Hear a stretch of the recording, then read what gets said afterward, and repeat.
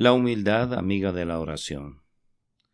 Este fue un sermón predicado la mañana del domingo 22 de junio de 1884 por Carlos Haddon Spurgeon en el Tabernáculo Metropolitano en Newington, Londres.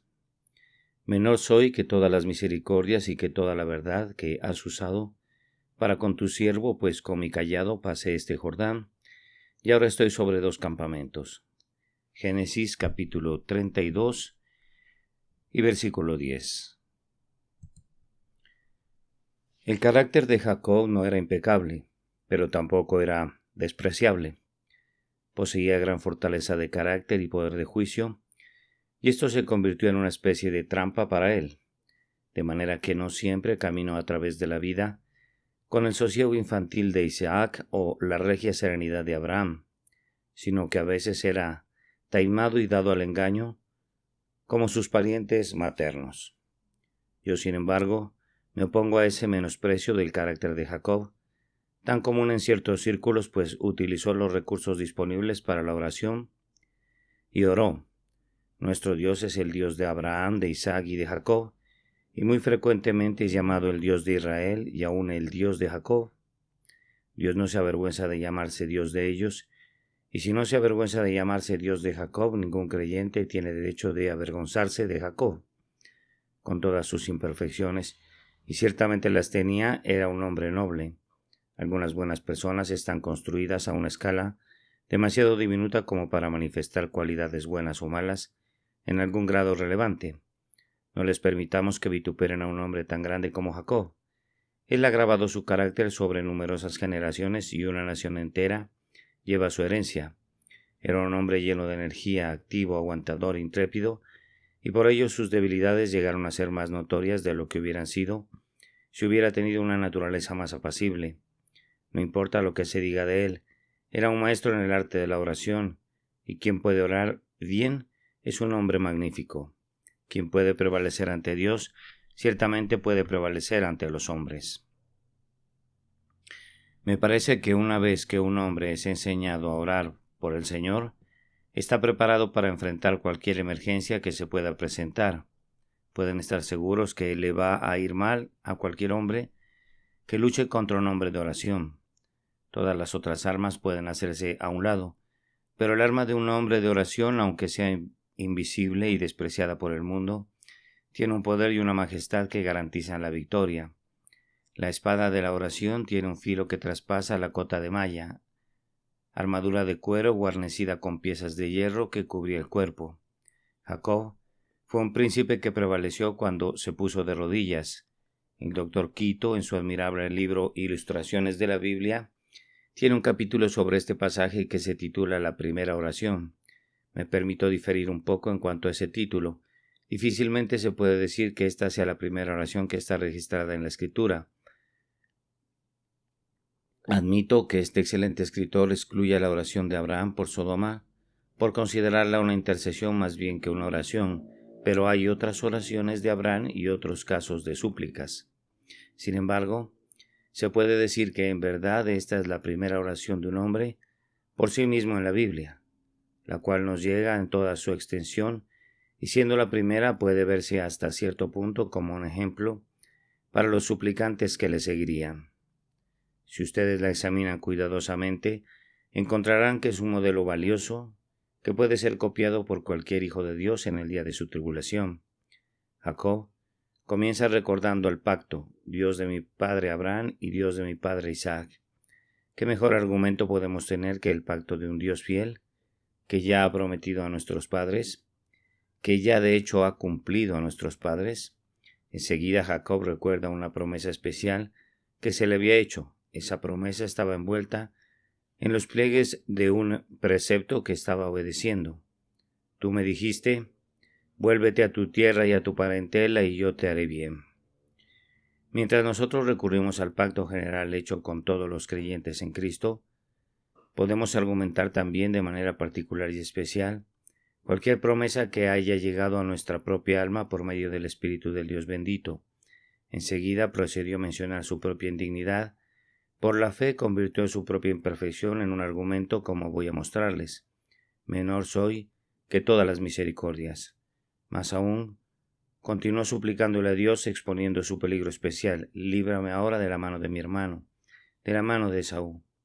También menciona a su familia y el peligro en que estaban ante Dios, una fuerte súplica ante un Dios de amor como el que tenemos. No venga acaso y me hiera la madre con los hijos. Luego concluyó con lo que debe permanecer para siempre, como una potente súplica a Dios. Tú dijiste, le recordó a Dios su promesa y virtualmente exclamó: haz lo que dijiste. Es sabio recordar la promesa ante quien la hizo y solicitar su cumplimiento. Podemos apelar a la fidelidad de Dios y exclamar: acuérdate de la palabra dada a tu siervo en la cual me has hecho esperar. La primera frase de la oración de Jacob tiene esta característica, que está impregnada de humildad, porque en un principio él no se dirige al Señor como su propio Dios, sino como el Dios de Abraham y de Isaac. La oración misma, aunque es muy apremiante, nunca es presuntuosa, es humilde y sincera. Considero que aun cuando Jacob en su desesperación se aferró al ángel y dijo: no te dejaré si no me bendices, no hablaba con una familiaridad indebida en su santa determinación. Había valentía extraordinaria y determinación invencible, pero eran del tipo que Dios aprueba. De otra manera no lo habría bendecido allí. Ningún hombre gana una bendición por medio de un acto pecaminoso hacia Dios. A lo largo de toda esta oración veo, en toda su intensidad, un amoroso recuerdo de quién es Jacob y quién es Jehová, y quién suplica, habla en términos adecuados para ser usados por un hombre de corazón humilde en relación al 3 veces santo Dios. Este será el tema de nuestro sermón. La humildad es la actitud adecuada para la oración. Comenzaremos con: menor soy que todas las misericordias y que toda la verdad que has usado para con tu siervo. Luego, en segundo lugar, proseguiremos para hacer notar que la humildad es estimulada por las mismas consideraciones que motivan a la oración. Eso lo demostraré por medio del texto. Y en tercer lugar, la humildad sugiere y proporciona muchos argumentos que pueden ser utilizados en la oración. Un hombre orgulloso tiene muy pocos argumentos que traer ante Dios, pero entre más humilde es un hombre, más numerosas serán sus súplicas que prevalecen. Orar es una actividad muy adecuada para un pecador, y un pecador es la mejor persona para practicar la oración.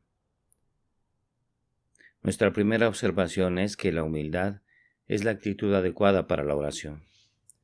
No creo que Jacob hubiera podido orar a menos que se hubiera quitado la vestidura de la justificación propia que usó en su controversia con Labán, permaneciendo desnudo ante la infinita majestad del Altísimo. Observen que aquí él habla no como si estuviera ante un hombre, sino ante Dios. Él exclama: menor soy que todas tus misericordias.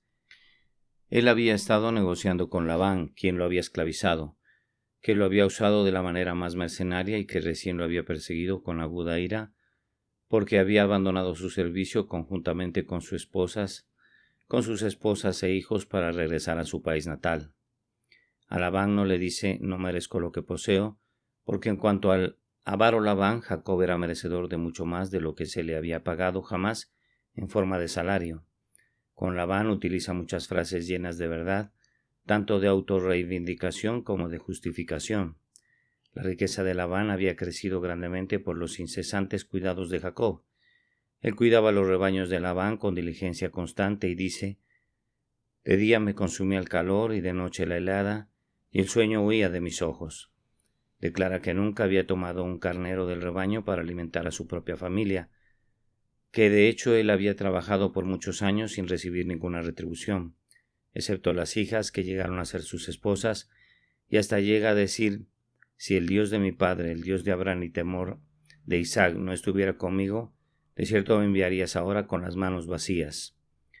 El mismo hombre que habla de esa manera a Labán se vuelve y le confiesa a su Dios: menor soy que todas tus misericordias. Esto es perfectamente consistente y verdadero. La humildad no consiste en decirte mentiras a ti mismo. La humildad es formarte un concepto correcto de ti mismo. Así, en lo referente a Labán, fue una posición correcta para un hombre que había trabajado tan duro por tan poco, reclamarle que él tenía derecho a lo que Dios le había dado, y sin embargo, ante Dios fue perfectamente honesto y sincero por parte de Jacob decir: menor soy que todas tus misericordias, y que toda la verdad que has usado para con tu siervo. Ahora bien, siempre que vayas a orar, si previamente has sido forzado a decir alguna cosa más bien grandiosa en lo que respecta a tu integridad o tu diligencia, o si has escuchado que otros te alaban, olvídalo todo, porque no podrás orar si eso ha tenido algún efecto sobre ti. Un hombre que tiene una buena opinión de sí mismo no puede orar. Lo más que puede hacer es murmurar: Dios, te doy gracias porque no soy como los otros hombres, y esa no es ninguna oración. Una elevada opinión de tu propia excelencia te provocará a mirar hacia abajo con desprecio a tu vecino, y eso es la muerte para la oración. Dios arroja fuera del templo las oraciones orgullosas. No puedes soportar tales provocaciones. Debes quitarte el calzado de tus pies cuando estés en tierra santa, ese mismo calzado que es muy adecuado para ti cuando tienes que pisotear al león y al dragón. Ese mismo calzado que te queda bien y que te va bien cuando viajas por este gran desierto terrible.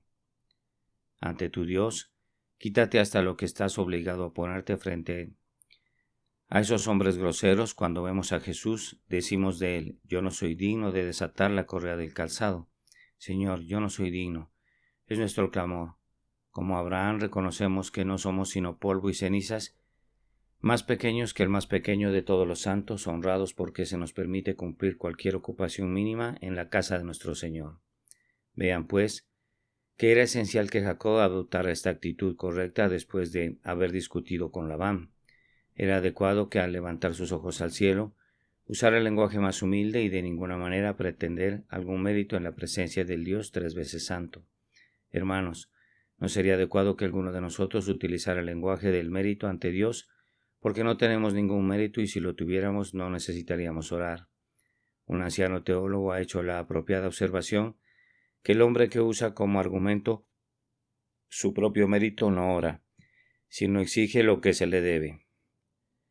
Si le pido a un hombre que me pague una deuda, no soy un suplicante sino un demandante que reclama sus derechos. La oración de un hombre que piensa que tiene méritos equivale a entregar al Señor una orden judicial. No es presentar una petición sino entregar una demanda. El mérito en realidad dice: págame lo que me debes. Muy poco obtendrá del Señor un hombre así, porque si el Señor solo nos pagara lo que nos debe, aquel lugar de tormento sería nuestra pronta herencia. Si mientras vivimos aquí no recibimos más de lo que merecemos, seremos descartados y proscritos. Los mendigos más humildes obtienen más de lo que merecen. La vida misma es un don del Creador. ¿Por qué se lamenta el hombre viviente? Laméntese el hombre en su pecado. No importa cuán abajo estemos, aún así debemos reconocer que por la misericordia de Jehová no hemos sido consumidos, porque nunca decayeron sus misericordias. Cualquier otra actitud que no sea la de la humildad sería sumamente impropia y presuntuosa ante la presencia del Altísimo. Déjenme añadir, además, que en aquellos tiempos de gran presión en el corazón, no hay que temer que se inmiscuya la justicia propia. Jacob tenía el pavor y estaba muy angustiado, y cuando un hombre está sumido en un estado así, el lenguaje más humilde es el más adecuado. Aquellos que tienen abundancia de pan presumen, mas los hambrientos piden. Que el orgulloso tenga cuidado, no sea que cuando el pan esté todavía en su boca, la ira de Dios venga sobre él. Quien está sumido en la penuria, el que está afligido en su espíritu, quien yace a las puertas de la muerte, no ostenta plumas de pavo real ni despliega sus galas. Entonces busca la misericordia del Señor y la pide.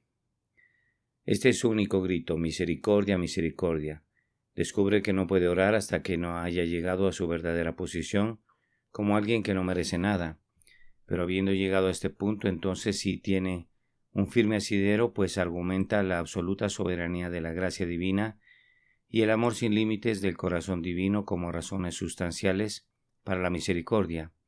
Estoy persuadido de que fallamos a veces en nuestras oraciones porque no nos humillamos lo suficiente. Con tu rostro en tierra ante el trono podrás prevalecer. Si tú tienes alguna justicia propia, nunca tendrás la justicia de Cristo. Si no tienes pecado, nunca serás lavado en su sangre preciosa. Si eres fuerte, serás abandonado a tu propia debilidad. Si eres rico y próspero, saldrás vacío.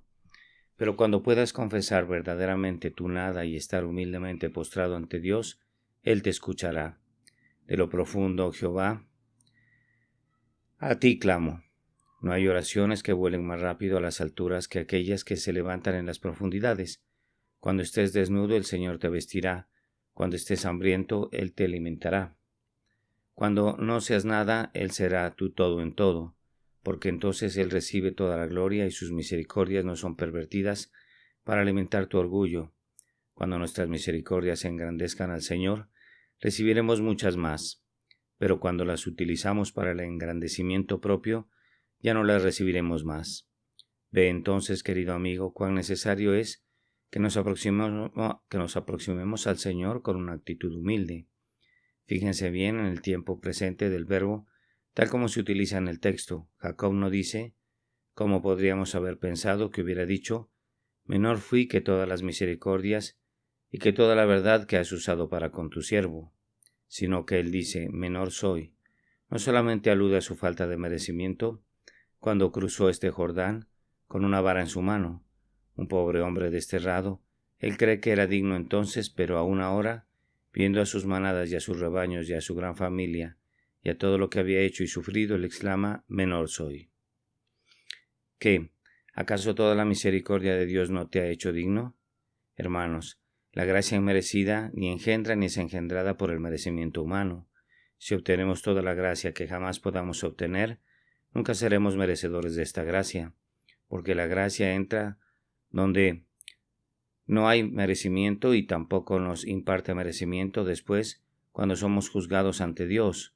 Cuando hemos hecho todo, siervos inútiles somos, pues lo que debíamos hacer hicimos. No puedo soportar al hombre que en sus necios discursos acerca de su propia perfección habla como si hubiera llegado a ser digno de la gracia.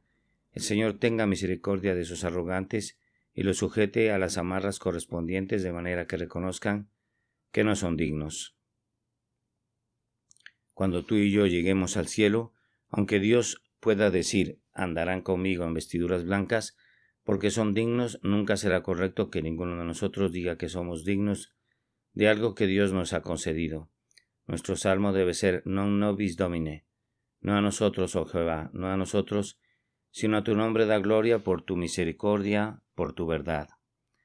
Tocar la alabanza que nos viene por medio de las operaciones de la divina gracia, aun con nuestro dedo meñique, sería una traición contra el Altísimo. Asumir por un momento que merecemos algo del Señor Dios es tan jactancioso, tan falso, tan injusto, que deberíamos aborrecer ese simple pensamiento y clamar como Jacob, menor soy. Job, que se había defendido previamente con vigor y posiblemente con amargura, tan pronto oyó a Dios hablándole en el torbellino exclamó, de oídas te había oído, mas ahora mis ojos te ven. Por tanto me aborrezco y me arrepiento en polvo y ceniza. Postrarse ante el trono es la actitud adecuada de la oración. En la humildad está nuestra fortaleza para la súplica. En segundo lugar, seguiremos con el mismo pensamiento, pero lo pondremos bajo una luz un poco diferente, al notar que aquellas consideraciones que llevan a la humildad son la fortaleza de la oración. Observemos primero que Jacob mostró su humildad en esta oración, por medio de un reconocimiento de la obra del Señor en toda su prosperidad. Él dice de todo corazón todas las misericordias y toda la verdad que has usado para con tu siervo. Bien, pero Jacob, tú tienes inmensos rebaños de ovejas, y tú los ganaste y por medio de tu cuidado se incrementaron grandemente. ¿No consideras que esos rebaños son logros completos tuyos?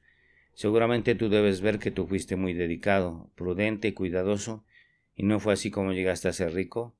No, él hace una revisión de sus múltiples propiedades y habla de ellas como misericordias que el Señor ha mostrado a su siervo. Yo no pongo objeciones a los libros acerca de hombres que han triunfado por su propio esfuerzo, pero temo que esos hombres que se preocupan por el autodesarrollo tienen una gran tendencia a adorar a quienes los escriben. Es muy natural que así lo hagan, pero hermanos, si somos productos de nuestro propio esfuerzo, estoy seguro que tuvimos un muy mal hacedor y debe haber muchos defectos en nosotros.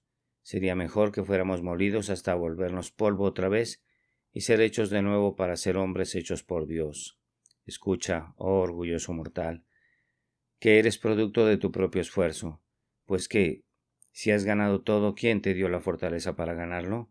Pues que, si tu éxito es debido a tu sagaz sentido, ¿quién te dio la habilidad y la visión para ver hacia adelante?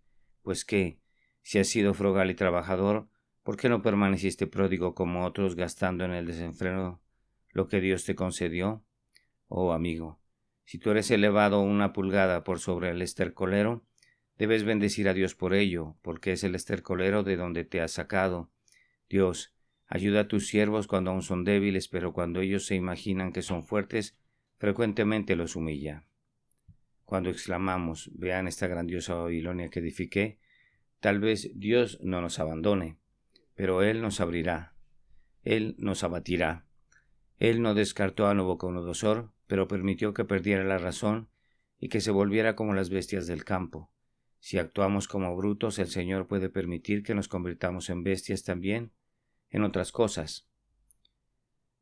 El uso de nuestro poder de razonamiento es una dádiva de la caridad celestial que nos debe llevar a una profunda gratitud, mas nunca al orgullo por causa de nuestras habilidades superiores.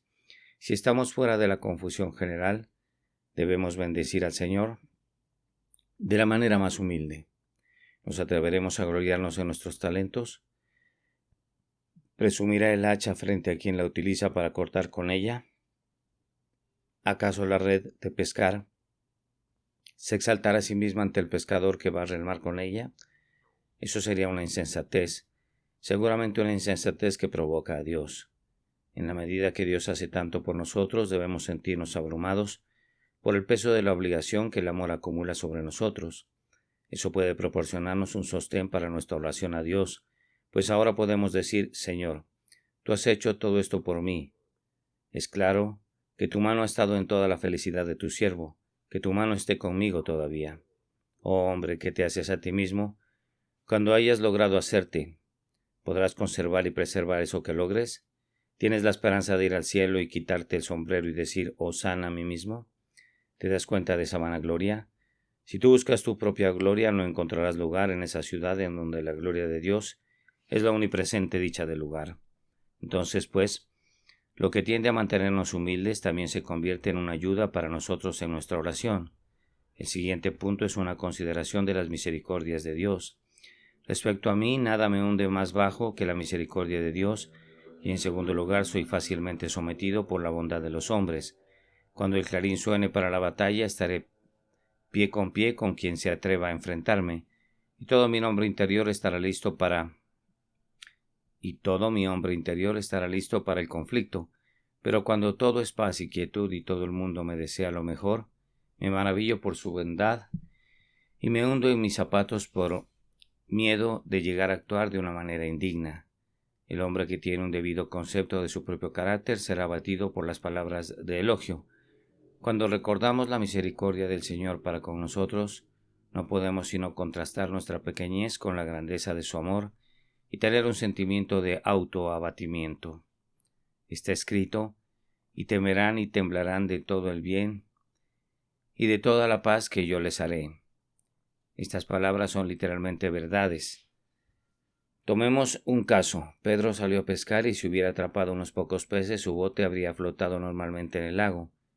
Pero cuando el Señor subió al bote y le dijo dónde debía arrojar la red, de manera que atrapó una gran cantidad de peces, entonces la pequeña barca comenzó a hundirse. Se hundía más y más y el pobre Pedro se hundía con ella, hasta que cayó a los pies de Jesús y clamó, «Apártate de mí, Señor, porque soy un hombre pecador». Estaba confundido y abrumado, pues si no, nunca le hubiese pedido al bendito Señor que se apartara. La bondad de Cristo lo había sacudido de tal manera que tuvo miedo de su benefactor. Ustedes no saben lo que es ser abrumado con infinita bondad, ser oprimido por la misericordia, ser barrido por una avalancha de amor. Yo, cuando menos, sé lo que eso significa y no conozco ninguna otra experiencia que me haya empequeñecido más ante mis propios ojos. Me siento menos de las más pequeñas de sus misericordias, me encojo y tiemblo en la presencia de su generosidad. Si la bondad providencial hace esto, pueden estar seguros que el amor redentor será aún más eficaz. Allí está un orgulloso pecador, haciendo alarde de su justicia propia. No puedes quitarle de encima su autoglorificación, pero de pronto aprende que el Hijo de Dios dio su vida para redimirlo, que derramó su corazón en la cruz del Calvario, el justo por el injusto, para llevarlo a Dios. Y ahora tiene otra mente.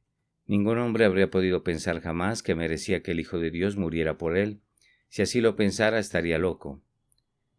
El amor agonizante toca el corazón y el hombre exclama: Señor, no soy digno ni de una sola gota de tu sangre preciosa, no soy digno ni de un suspiro de tu sagrado corazón, no soy digno de que tú hayas tenido que vivir en la tierra por mí, ni mucho menos de que hubieras tenido que morir por mí. Un sentimiento de esta maravillosa condescendencia, que es la más alta alabanza del amor de Dios, que a su tiempo Cristo murió por los impíos, hace que el hombre caiga de rodillas, disuelto por las misericordias de Dios.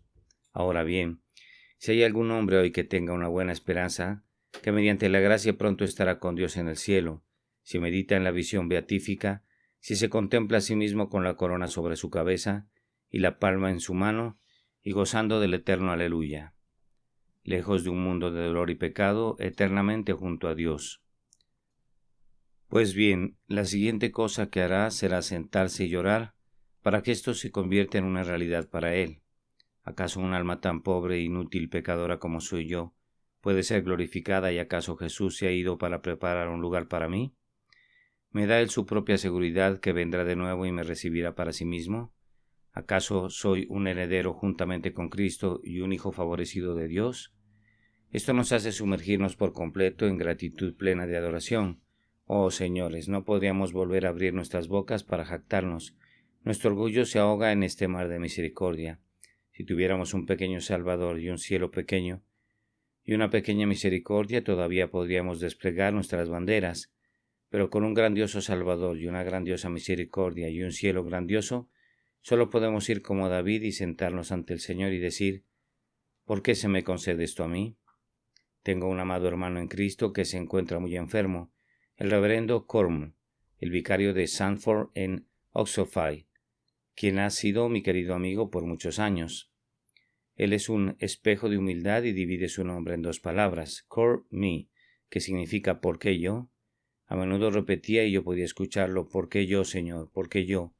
Verdaderamente yo puedo decir lo mismo, Cor me.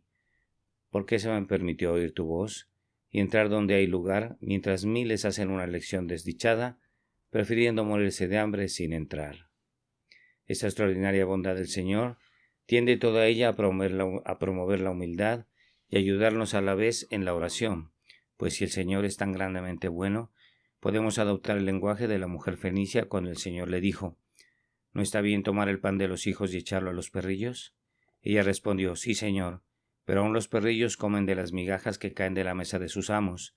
Así pues iremos y le pediremos a nuestro Señor que nos dé migajas de misericordia, y serán suficientes para nosotros que somos unos pobres perros. Las migajas de Dios son más grandes que los panes del hombre, y si Él nos da lo que para Él es una migaja, eso será una comida completa para nosotros. Oh, Él es un grandioso dador, Él es un glorioso dador.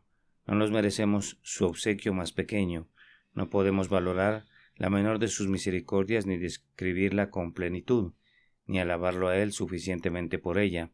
Sus aguas superficiales son demasiado profundas para nosotros. Los pequeños montículos de sus misericordias nos sobrepasan.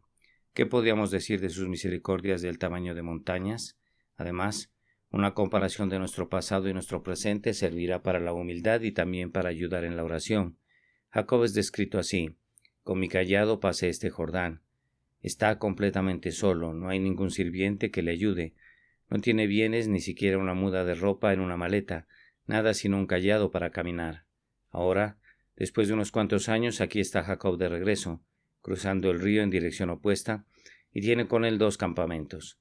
Es un gran ganadero con cuantiosas riquezas consistentes en todo tipo de ganado. ¡Qué cambio! Quisiera que todos esos hombres a quienes Dios ha prosperado no se avergüencen nunca de lo que fueron antes. No deberían olvidarse nunca del cayado con el que cruzaron este Jordán. Yo tenía un buen amigo que conservaba el eje de la carreta con la que transportó todas sus pertenencias cuando llegó a Londres por primera vez.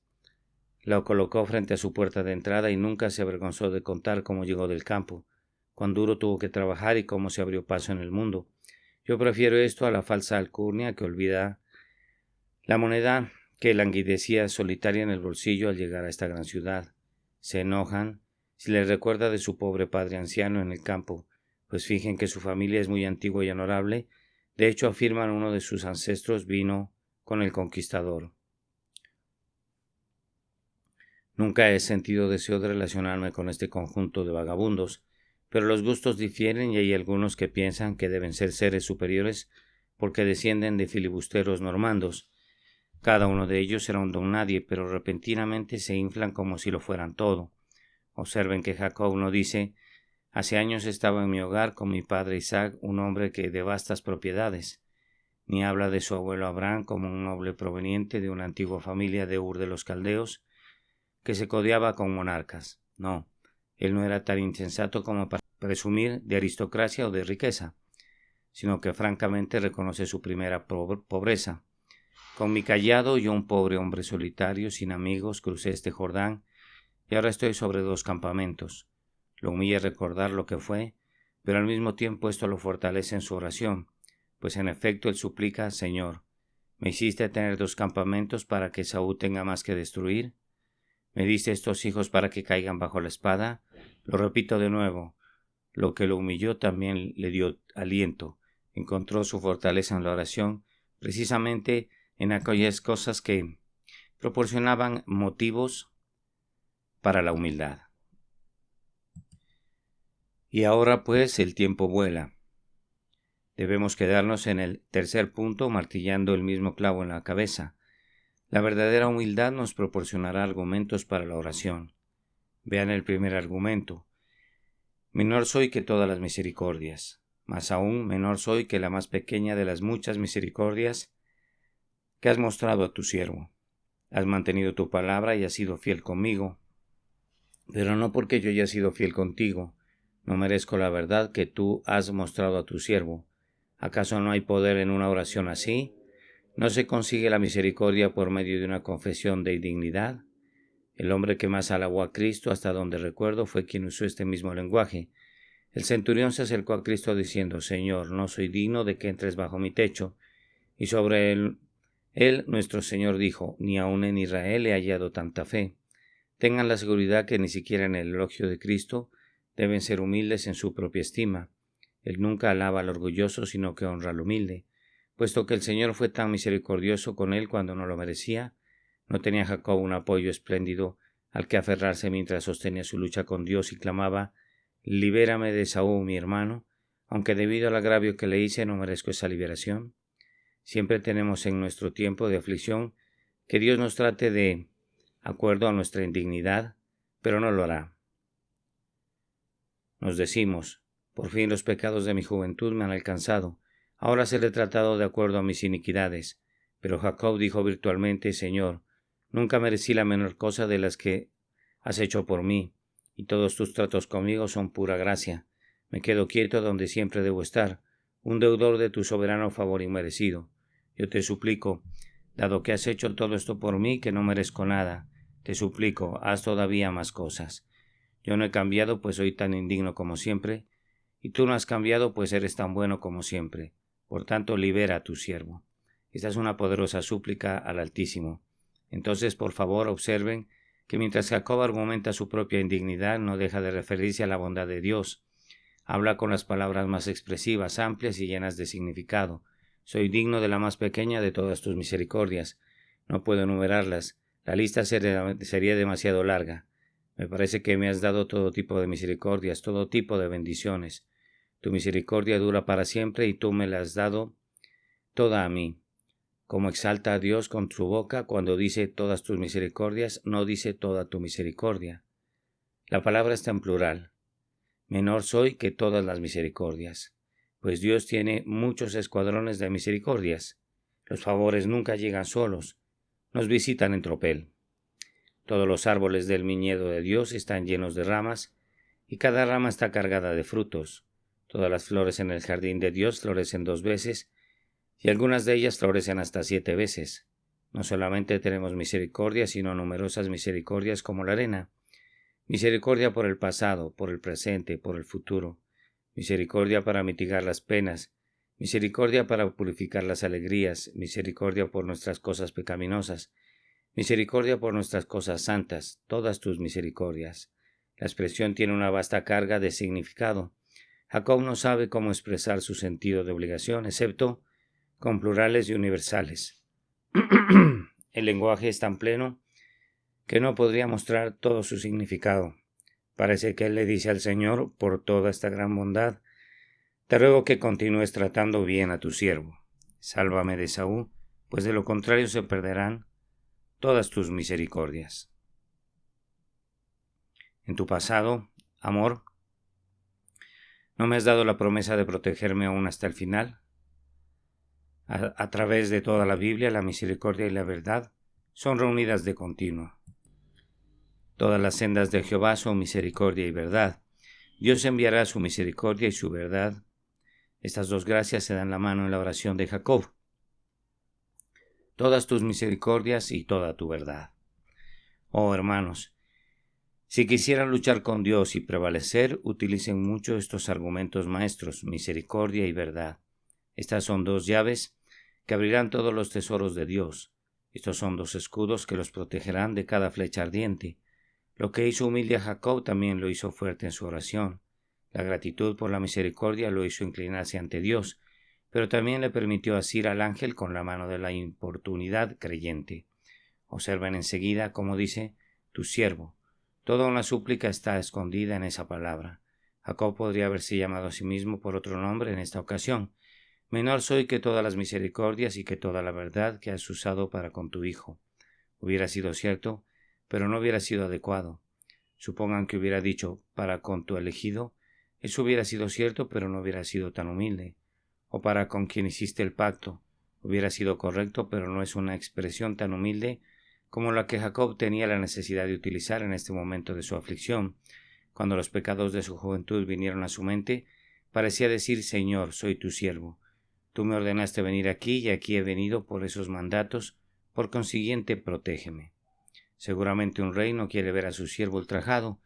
Cuando está dedicado al servicio real, Jacob estaba en la senda del deber y Dios quería hacer de ella la senda de la seguridad. Si hacemos que Dios nuestro guía, que Él sea nuestro guía, Él será nuestra protección. Si Él es nuestro comandante, Él será nuestro defensor. No permitirá que ningún Esaú ataque con su espada a uno de sus Jacobs. Cuando nos arrojamos totalmente en el Señor por una obediencia creyente, podemos estar seguros que Él nos sostendrá y nos sostendrá completamente. A los amos se les ordena dar a sus siervos lo que es justo y equitativo, y podemos estar seguros que nuestro Señor en el cielo hará lo mismo con cada uno de nosotros que le servimos. Jacob está en peligro por su servicio y por consiguiente el honor del Señor estaba comprometido a protegerlo. Puede parecer algo pequeño ser un siervo, pero es un gran argumento en la hora de necesidad. Así lo usó David. Haz resplandecer tu rostro sobre tu siervo. No escondas de tu siervo tu rostro porque estoy angustiado. Apresúrate, óyeme. Salva tú, oh Dios mío, a tu siervo que en ti confía. Estos no son sino ejemplos de las formas en que los hombres de Dios usaban su posición de siervos como un argumento para la misericordia. Jacob tenía otro argumento que mostraba su humildad, y ese era el argumento de los hechos. Con mi cayado, dice, pasé este Jordán. Este Jordán que fluía cerca y que recibía al Jacob. Le trae mil cosas a la mente estar en el viejo lugar otra vez. Cuando lo atravesó primero, él iba al exilio, pero ahora regresa como un hijo, para ocupar su lugar con la amada Rebeca y su padre Isaac. Y no podía sino sentir que era una gran misericordia ir ahora en una dirección más feliz que antes. Contempló su cayado y recordó cómo atemorizado y tembloroso se había recargado en él cuando seguía su marcha apresurada y solitaria. Con este cayado es todo lo que tenía. Lo observa y contrasta su condición presente y sus dos campamentos con aquel día de pobreza, aquella hora de huida presurosa. Esta mirada al pasado le hizo sentirse humilde, pero seguramente fue una fortaleza para él en la oración. Oh Dios, si me has ayudado desde la necesidad apremiante hasta tener toda esta riqueza, tú puedes ciertamente preservarme del presente peligro. Quien ha hecho tanto todavía puede bendecirme y así lo hará. ¿Podría haberme enseñado a confiar en su nombre para ahora entregarme a la vergüenza? ¿Acaso Dios se burla de los hombres? ¿Los alienta en su esperanza y luego los abandona? No, el Dios que comienza a bendecir persevera en su bendición y hasta el final continúa amando a sus elegidos.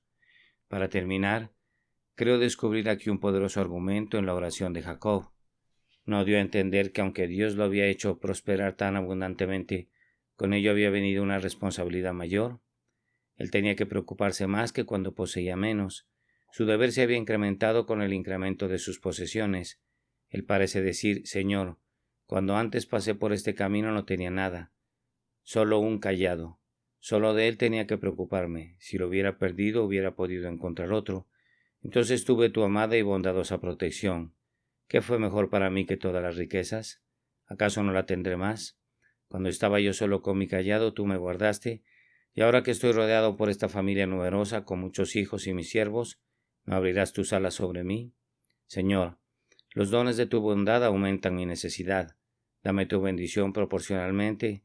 Antes pude correr y escapar de mi airado hermano, pero ahora las madres y los niños me atan, y debo permanecer con ellos y morir con ellos a menos que me preserves. Hermanos míos, en esta hora yo sé cómo utilizar esta misma imploración. Para mí cada avance en mi posición significa más obligación de servir a mi Señor y bendecir mi existencia. Necesito más gracia o mi caída será más vergonzosa. Indignos como somos de todas estas bendiciones, sin embargo, no nos atrevemos a restarles importancia sin rechazar servir a nuestro Dios con toda nuestra fuerza. Entre más bueyes se tengan, se tiene que arar más. Entre más grandes sean los campos, más arduamente tenemos que sembrar. Y entre más grande sea la cosecha, más industriosamente tenemos que recolectarla. Para todo esto necesitamos mucha más fuerza. Si Dios nos bendice y nos incrementa en talento o en riquezas, o en cualquier otra forma, no debemos concluir que entre más grande la confianza, más grande es la responsabilidad. Así las tareas de nuestra vida se vuelven más duras y más difíciles y somos conducidos más que nunca hacia nuestro Dios. Este es nuestro argumento. Oh Señor, me has impuesto un servicio más amplio, dame más gracia. En tu bondad has confiado más talentos al que tenía 10 talentos. ¿No me darás más ayuda para poner todo a interés por causa de tu nombre? Sí, hermano, a medida que Dios te eleve, inclínate más y más a sus pies.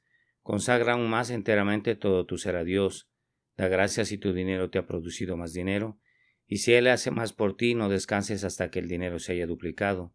Deja que la bondad de Dios, en lugar de llegar a ser un manto para tu orgullo, o un lecho para tu pereza, sea un incentivo para tu trabajo, un estímulo para tu celo, que ayude a tu humildad, pero al mismo tiempo aliente tu confianza cuando te acerques a Dios en la oración, para sentir cuán grandemente estás obligado a servir al Señor.